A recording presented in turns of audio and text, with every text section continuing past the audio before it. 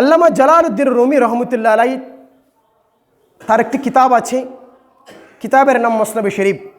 সে কিতাবের মধ্যে নোট করানো হলো, আল্লাহর হাবিব সাল্লাল্লাহু আলাইহি ওয়াসাল্লাম একদিন মৌমাছিকে জিজ্ঞেস করছেন, ও মৌমাছি, তুমি বিভিন্ন ফুল থেকে মধু আহরণ করো, সব ফুল তো মিষ্টি নয়, কিছু ফুল আপনার তিতা থাকে, আবার কিছু ফুল মিষ্টি থাকে, কিন্তু তোমার পেটে যখন যায় এগুলা মিষ্টি কেন হয়ে যায়?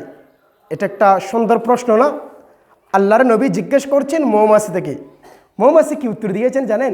মৌমাছি বলছে, ইয়া রাসূলুল্লাহ, ইয়া হাবিব আল্লাহ, আমি যখন ওই তিতা গাছ থেকে যখন, তিতা ফুল থেকে যখন আমি মধু আহরণ করি, আসার সময় আপনি হাবিবের উপর দরুদ শরীফ পড়ি, সাথে সাথে আল্লাহ রব্বুল আলামিন তিতাগুলাকে মিষ্টি বানিয়ে দেয়। একটু জোরে বলুন না সুবহানাল্লাহ। তো মৌমাছি দরুদ শরীফ পড়ার কারণে যদি তার তিতা যদি মিঠা হয়ে যায়, তো আমরা তো আশরাফুল মাখলুকাত, আমরা পড়লে আমাদের তকদির পরিবর্তন হবে না? বলুন না, আমরা পড়লে তকদির পরিবর্তন হবে না? প্রেম নিয়ে পড়তে হবে, ভক্তি নিয়ে পড়তে হবে। মসনবি রুবির মধ্যে লিখেছেন, গুপ্ত চু হওয়ায়েম বারা হামদে দরুদ মি সওয়াত শিরি ও তলখির আবুয়াত। এটা ফার্সি শিয়ার, বুঝতে পেরেছেন?